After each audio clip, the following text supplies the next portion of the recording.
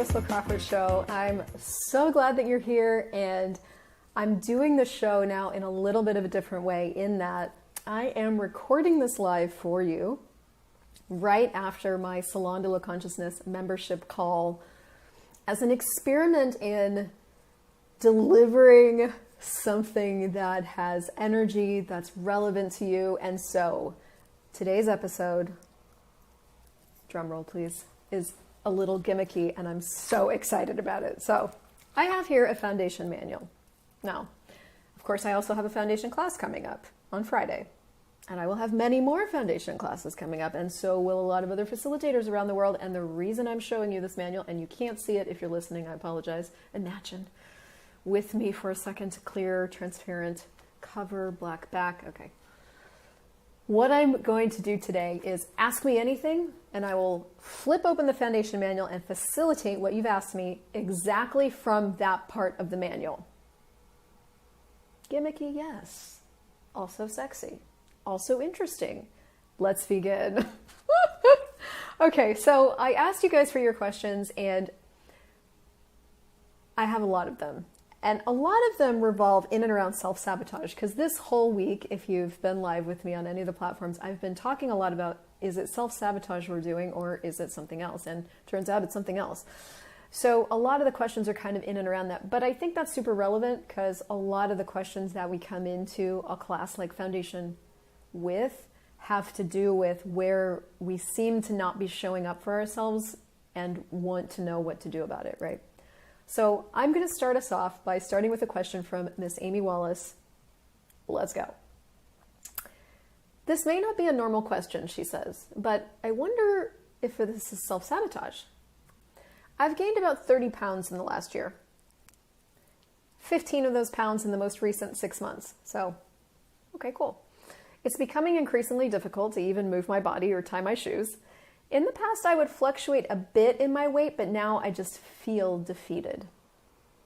Heavier than I've ever been, even heavier than when I delivered my twins.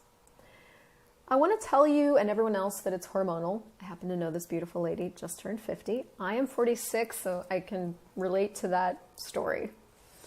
And while there is some truth to that, I have an awareness that I'm simply not choosing something.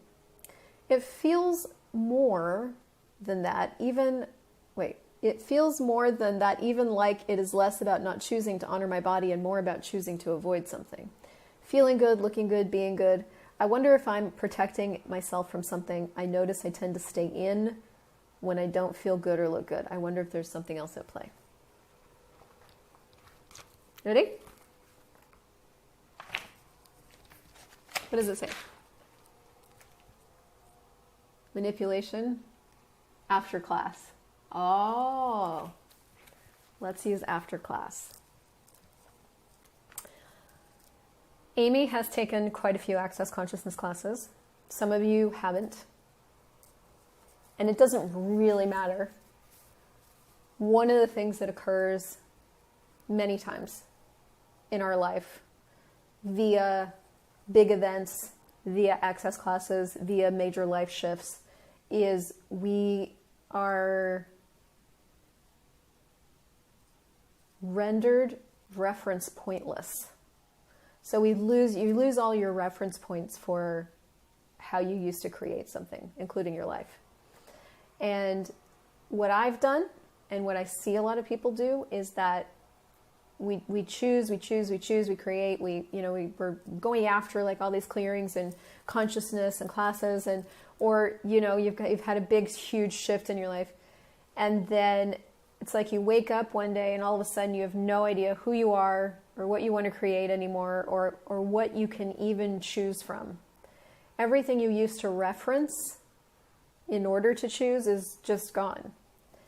And I have historically and even recently done myself where that occurs, and I go into hiding almost, like I just don't want to even face or step up again. It's like stand up again. I don't even want to face creating again. And there's no reason for it really. It's just uncomfortable. It's uncomfortable. It's like, I don't know what to choose. I don't really know how to choose this. I'm new. Things have changed. And so I see this a lot. So one of my questions would be, for any of you that are there, have the reference points disappeared in your world?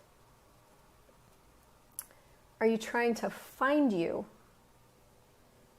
And if you weren't trying to find you, like, can you find you? The thing is that we are infinite beings with infinite space and infinite possibilities. And so, as an infinite being, is there anything to find or something else? And so if you can't find you and you can't reference anything anymore in order to choose, like, okay, well, I know I'm a wife and I'm a mother, and so therefore I'll choose from that. Or, pre-COVID, we could reference certain things being true about the world, and then COVID hit, and then all of our reference points for how we could choose went away. And there were all these new and different limitations, controls put in place that we then had to include in our reality, and it was clunky. And now it's like, now what do we do? Now how do we live this way? And then add access consciousness on top of that, right? So it's like, have your reference points for how you can create gone away. Is it time to start creating you instead of trying to find what you can reference in order to choose? When you can no longer reference what to choose, you get to create you. And you can either make that into a super terrifying thing to avoid, or you can just stand up and face it and go, cool.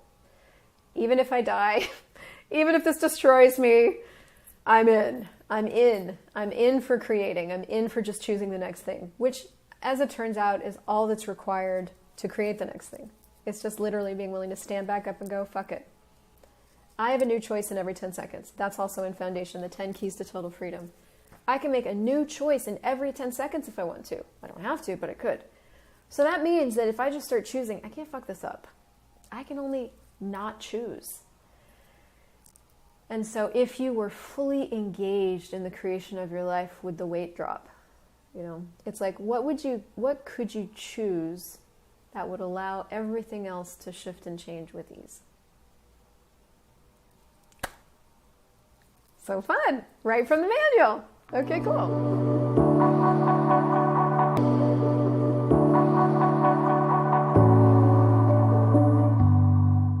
Here's another question. This is actually from Amy, but she was talking to her friend. Amy was talking to her friend, and her friend said, I have a question. So from her friend, what is happening with this cycle of feeling motivated, maybe even making forward movement with clarity, and then right back on the hamster wheel of overwhelmed, unclear, and making no progress? Ready? Roulette. Oh, what is this? Oh, this is interesting. This is going to be a creative challenge for me. This section is called Generosity of Spirit.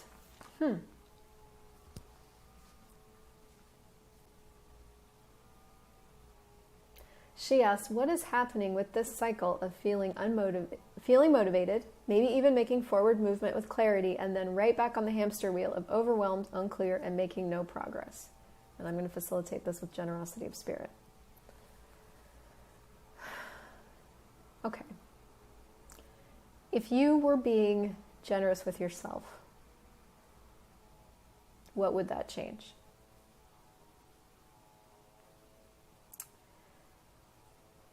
Overwhelmed is the projection and expectation that we have to do something with all the things that we're either getting aware of or that we want to accomplish, and that we have to do it. And then we put time into the equation, and we have to do it now, or we want to do it now. Or there's too many things for us to handle, all of which are the projection and expectation that we should have to handle them, that we have to handle them, that we can't handle them, that, it's too much for us. And again, with another key to freedom, which is in this book, it's like, would an infinite being choose overwhelm? No. Are you an infinite being? So if you are an infinite being and then you're not doing infinite being with you, and that's actually the gift I'm getting even as I'm talking about it, you're doing finite being on yourself, like I have to do this, I can't do this, I should do this, but I don't know how to do this, that whole finite reality that doesn't have anything to do with like, hey, what's really true here? You know, what really requires your attention? What's needed? You know, what could you choose? What would be fun? Who could you add? That right there is this natural generosity of spirit with yourself that allows a different reality to emerge. So she used this hamster wheel of overwhelmed, unclear, and making no progress. I mean, again, if you were being generous with yourself, would it be true that you're not actually making progress? Or is it something else? So many times when most of the humanoids I know, and again, that's a foundation conversation, like how do you know if you're a humanoid or not? Most of the humanoids I know are incredibly creative, right? We could just constantly create stuff. And if we're not constantly creating like a business or crafts or, you know, a family or anything, we're creating crap. Because honestly, we are OCCC, obsessive compulsive creators of crap when we're not busy enough. So as this incredibly creative person, like when you start to choose something, which is this thing of like, I'm motivated, I've got forward movement with clarity. Well, choice is what creates awareness. And many times, probably all the time, as you're choosing and moving forward and stuff is good, you know, stuff's occurring, you're getting awareness. And sometimes you get a lot of awareness, like, whoa, I did not know that these choices were going to lead to that awareness, right? And so when you don't know that that's what's occurring, you don't know that choice is what creates awareness, and you just got the awareness because you've been choosing, then a lot of times what can occur is like the awareness that you're receiving seems to conflict with the outcome you decided would come from what you were choosing. But the thing is, it never shows up the way you think. So there isn't actually a conflict, but we just don't know that we can be more generous with ourselves. We don't know that we can actually go, wait, if I were being generous with me, what could I ask me here? Is it true that I'm making no progress or something else? That right there is generosity of spirit with you. Asking yourself a different question, lowering all your barriers, and letting yourself off the hook to have a different conversation with yourself is like true generosity of spirit with you. So what could you choose to be more generous with yourself? To really go, okay, is it really true that I'm just fucked up and unclear and like doing nothing? Is that really what's true about me? No. What could be true is that you're incredibly capable, you're very creative, you got forward, you got a lot of awareness, and now you can just look at all the awareness you got and go, well, what can I choose next? If I were willing to be as creative with this new awareness as I was with the original idea, okay, then what can I create with this? What would it take to be generous with you? It's a fun game. We might do this more often. So now we're going to just like super like side swipe ourselves, like just hard right and go, you like how I said hard right and then I went to the left? That's right. Come to my class.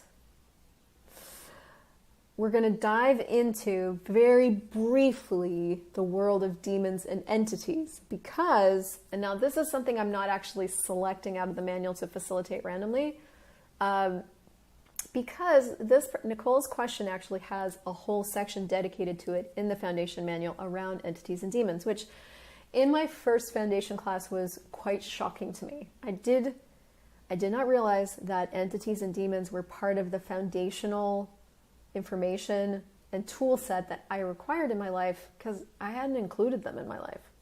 And for those of you guys that know me, you also know that I am a Talk to the Entities facilitator now after like 6 years of resisting it, because even though in foundation I learned about entities and I learned about demons for the next 6 or 7 years, I still really didn't think they were that relevant to my life. But it turns out that we are entity and demon aware, and they are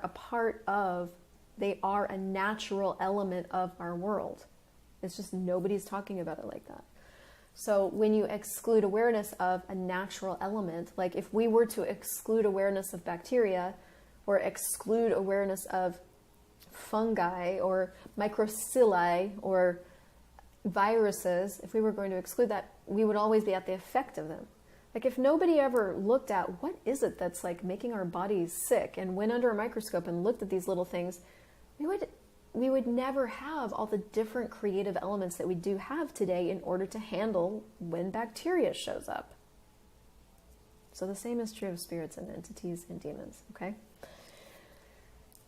I'm going to answer Nicole's question very basically because I want to invite you into class to have more information if this is something you suffer from. Entity and demon awareness shows up as symptoms, and they're different for everybody. It shows up as headaches, foggy brain, autoimmune disorders, skin rashes, moods, feelings, reactions. Literally, the list is very, very endless. Here's what she's asking. What are some basic ways demon awareness shows up? Just answered that. For me, quickly, demon awareness showed up as anger. And then when I addressed it and asked it, is this anger or am I aware of demons or entities? I got demons and then I cleared them. Is that the only way demons show up for me? No, depends. I have always gotten headaches with entities, and I'm just realizing a fog is also another way it shows up for me. Foggy vision, foggy brain. I also keep getting nauseous this week, and I'm wondering what that is. So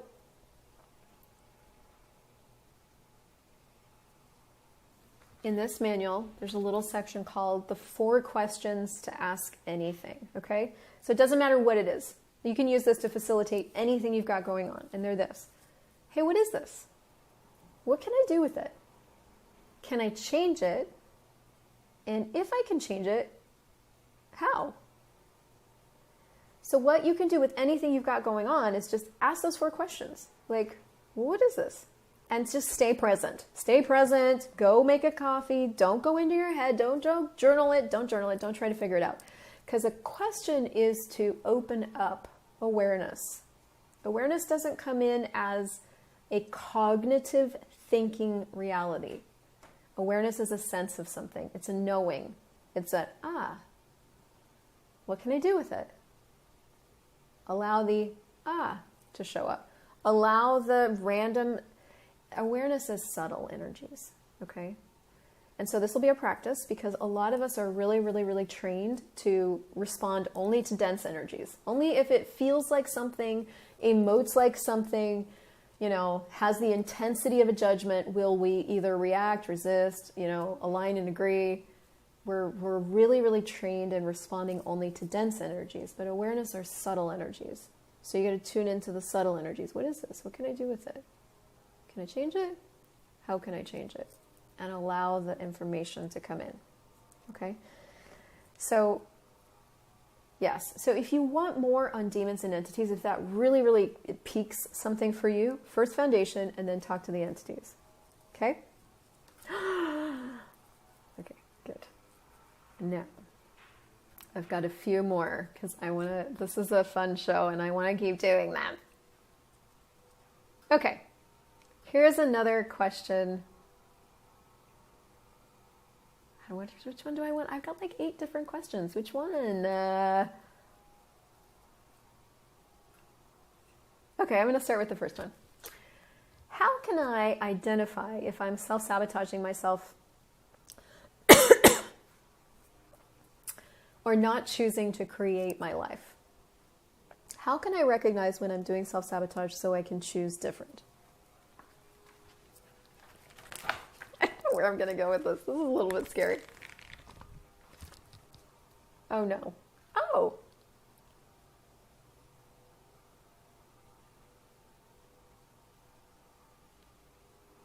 Oh no. This is interesting. Okay. Actually, I'll do this. So I opened up in the manual to some basics. Now listen, access consciousness basics are not basic. Just so you know. But these are some basics you need to know, and one of them is about the clearing statement. Now, if you guys have never taken a full-on access consciousness class or whatever, this is your first video, welcome. The clearing statement is this incredible tool that goes like this. Right, wrong, good, bad, pod, poc, all nine, shorts, boys, povids, and beyonds. Povids is new. You can go to theclearingstatement.com to find out about it. But this is one of the basics tools. You need to know the clearing statement. Now, I think it's interesting to facilitate that question with this, because one of the newest things to emerge from the latest rewrite of Foundation, which happens every single year, Gary and Dane, the founders of Access Consciousness, go back in and they rewrite this class so that it can always be fresh. So you're never taking the same Foundation class every time you take Foundation. It's different. And it's different from like the manual point of view, and it's different from the facilitator point of view, and it's different from who shows up in the class. That's the fucking most amazing thing about Foundation is like, it does not matter how many times you take it, it's a different class. So, also you get repeat pricing if you take it within 12 months. Did I mention that? Hello! Okay, so her question of how can I identify if I'm self-sabotaging or not choosing to create my life? Well, number one question I would ask, this is also from Foundation. Next page. So I turn the page, right? Turn the page in the manual. Is this relevant? Is it relevant if you're self-sabotaging or not? Or something else? And they go, everywhere I'm making this relevant. Clearing statement. Right, wrong, good, bad, pop, all nine, shorts, boys, povids, and beyonds. What? Straight from that manual? Is this relevant? Yes or no? No. Everywhere I'm making this relevant. Right, wrong, good, bad, pop, all nine, shorts, boys, povids, and beyonds. Wow, 2 tools from the manual right in one thing. How can I recognize when I'm doing self-sabotage so I can choose different? Well, what if you could POC and POD not choosing? Everywhere I'm not choosing. Right, wrong, good, bad, pop, all nine, shorts, boys, and beyonds. Povids and beyonds. And go, what other choices do I really have here? If it's not relevant whether I'm sabotaging or not, which is funny because I did make self-sabotaging a topic this week, but so that I could talk about, are you really self-sabotaging or are you just not choosing to create and have your reality? I mean, what is your reality? Great question. What is your reality and where do you find it? So if it's not relevant if you're self-sabotaging or not, it's just like, well, you know, right, wrong, good, bad, pop, all nine, shorts, boys, and beyonds. Right, wrong, good, bad, pop, all nine, shorts, boys, povids, and beyonds. Right, wrong, good, bad, pop, all nine, shorts, boys, povids, and beyonds. Right, wrong, good, bad, pop, all nine, shorts, boys, and beyonds. What other choices do I have here?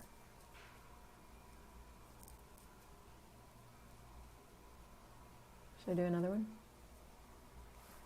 This person asked me, what is holding me back? Oh God, I'm scared. No, that's the same section. We have to do it again. That's the same section. It's after class and generosity of spirit today. Okay, here we go. I got something new. What's holding me back? Guess where I opened the manual? It's backwards, right and wrong. What's holding me back? Okay, how am I going to use this to facilitate what's holding me back? First of all, what's right about you holding you back that you're not getting? That was ingenious. Everything that is times a godzillion. Clearing statement. Right, wrong, good, bad, pod, poc, all nine, shorts, boys, povids, and beyonds. What have you made wrong about holding you back? Clearing statement. Right, wrong, good, bad, pod, poc, all nine, shorts, boys, povids, and beyonds.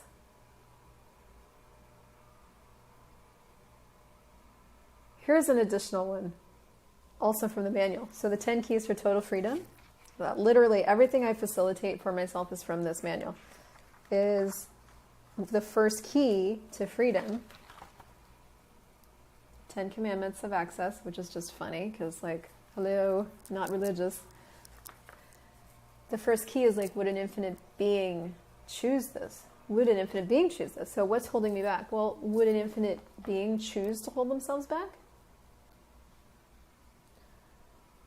So what we're trying to do with every single thing in this manual is really start to unravel that place where you can't seem to get to another choice. So in truth, this question of like, what is holding me back isn't actually a question. This is something else we really talk about in class, is like, what is a true question? And why the fuck is that even relevant? And why is what is holding me back not a question, right? So if that's not a question, and a question is what opens up other possibilities, how do you fucking ask a question? Why is what is holding me back not a question? Because in that thing with a question mark at the end, there's already an assumption that you are holding you back. You've already assumed and concluded that you're holding you back, and I would imagine you're probably concluding that based on evidence. There's probably things you're looking at in your life or energies that emerge in you that you think you should be acting on or choosing from or instituting in the world that you've decided you should be doing that you're not. And therefore, based on this evidence, you're asking, well, what's holding me back from that? The thing is, though, that when you make a bunch of conclusions and then you ask based on those conclusions, you're already stuck. You're already stuck in a lie. Now, I know that's annoying because evidence-based questions should work. But they don't. So what you have to do to get anywhere with any of this, to get access to change, and change comes from your choices. So what you have to do with anything to get access to the choices you really have that are like kind of hiding underneath that pseudo question is you have to really look at, okay, what have I already decided is wrong with me here? I've already decided some stuff. I've already decided that I should be da-da-da-da-da, and this should be that, and I should be this, and right? And so based on that, I'm going to ask, well, what's holding me back from that? But what have I decided about myself? And what if that's not true? So I've made these things I think I should be doing, I've made those things right. Those are the right things that I should be doing. I should be pursuing. I should be being in the world. Those are the right things, and I'm the wrong thing. And that's the thing about a right and a wrong reality, is that you always, 100% of the time, end up as the wrong element in your reality. It's shitty. Right and wrong is so shitty because you always lose. You always lose. You always end up the wrong thing. And the problem is that most of us go through our life believing that we are the wrong thing. Like, that's just a fact from most of our points of view. And so all of our questions come from like, how do I fix this wrong thing that's me so that I can have something different? But it's the first premise that's not true. You're not the wrong thing. But you can make yourself into the wrong thing. So that's what happens here with what's holding me back, is you've made what you think you should be accomplishing or doing or having or being the right thing, and you've made you the wrong thing. So if you weren't making that right and you weren't making you wrong, what else would be possible? What's really true here? And what would you like to choose? And everything that doesn't allow that to show up, will you destroy and create it all? Right, wrong, good, bad, pop, buck, all nine shorts, boys and beyonds. So, just a sampling to whet your palate for the possibility of 4 days with this material. And me. What have you been asking for? What would you like access to? What if accessing greater consciousness was the doorway to having more of what you are naturally capable of being, doing, having, and generating? I warmly invite you to that.